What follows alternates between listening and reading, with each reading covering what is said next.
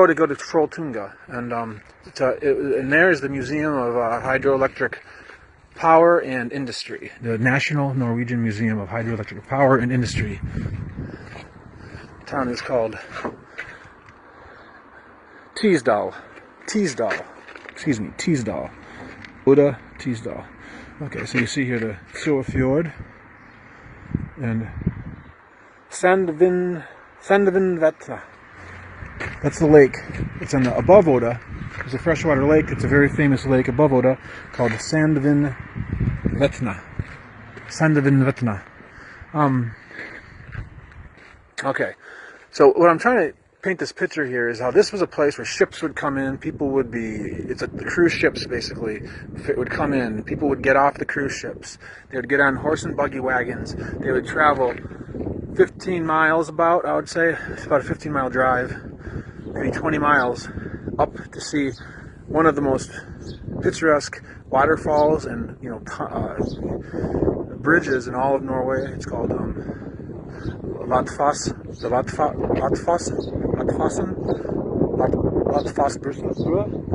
It's up there about 15-20 miles. So tourists back in the late 1800s, 1900s, they would get off of ferries. I guess kind of like this, a little bit bigger probably. Take horse and buggy, probably took half a day to get there, and go see these amazing waterfalls. They would do the same thing in Tisdal. There's no N. Tisdal. So when you go to Tisdal, you'll see a very old factory there, industry, where the industry started. The hydroelectric factory, where the water came out of the mountains, went through the turbines, created the electricity.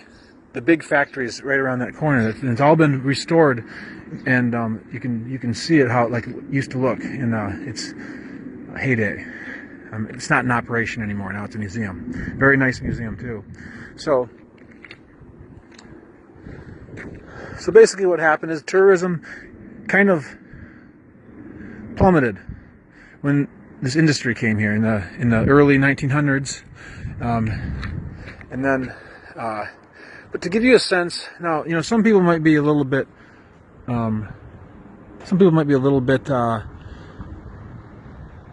not favorable of these kind of historical facts.